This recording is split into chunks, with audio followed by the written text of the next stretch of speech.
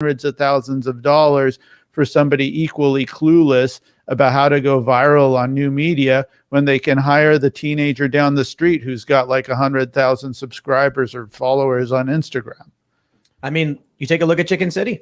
Yeah, more subscribers than CNN, more money than CNN. Well, they had 150,000 paying subscribers on a $300 million initial investment, up to $1 billion. So probably more profit.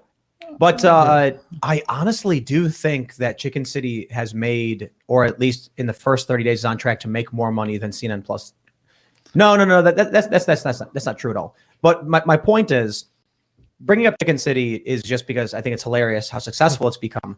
But you were mentioning it before the show, like none of these people would ever won't think of something like this. Yeah, how do you engage community? How do you've got even the Daily Wire is doing a really, really great job fighting back. They're like, we're going to make a children's show, and they are still very much approaching this in a traditional way with new technologies.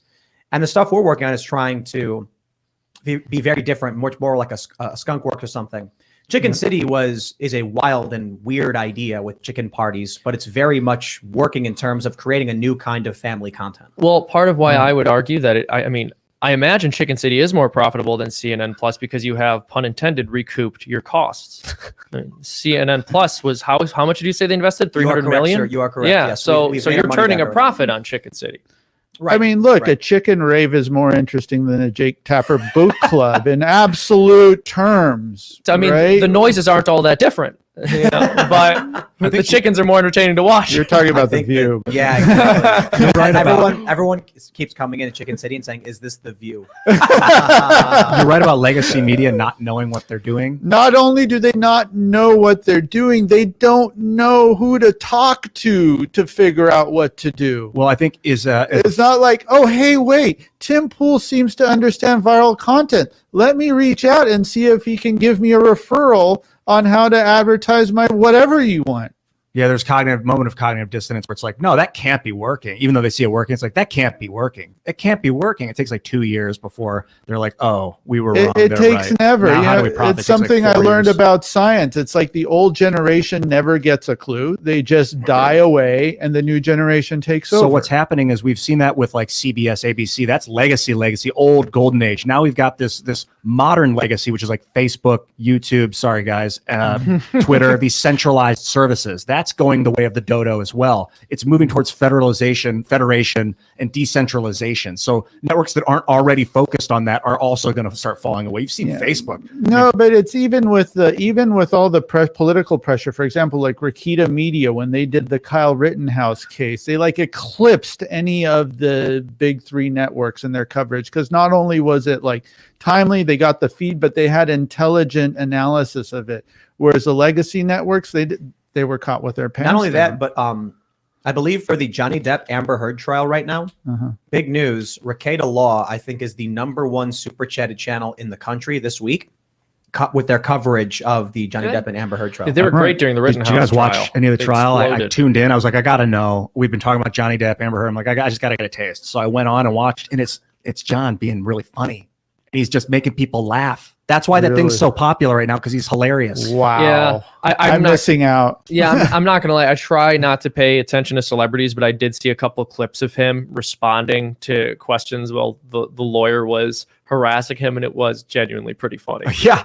It's like some of the best thing on TV right now, besides this show. Yeah, of course. Let's see if we can get them on. The danger that these new legacy social networks have is that they're centralized. So like, the NSA can go into their database and give them a gag order and then just take control of the network. So if you have centralized services like logins and passwords, that's all legacy stuff, man. Lids, I sent you my meme about finding the feds in the data center. I said when Elon Musk inspects Twitter, that's who he's going to find. We talked about who's going to be on the ban list. It's the people on the blacklists. Yeah. The people that are deranked and don't know it, all that's going to start coming That's out what too. I'm saying. That's my main issue with Twitter is like the people who are interesting, you just don't see them and you have no idea why. And they don't have any idea why. I wonder how many people are going to go to prison. Maybe it's a stretch to assume, but I imagine the testimony that we heard before Congress was false. And that Elon Musk is going to have documents showing shadow banning and all that stuff they claim they didn't do. The issue, however, is going to be that Jack Dorsey is going to be like, well, at the time, I didn't know that it was going on, and I was acting under the advisement of our legal counsel. So you know what they say, the buck stops with the legal counsel. It's not my fault. Elon Musk and Jack Dorsey on this show. Open invite, do guys. it. Would love to have you. That'd be amazing.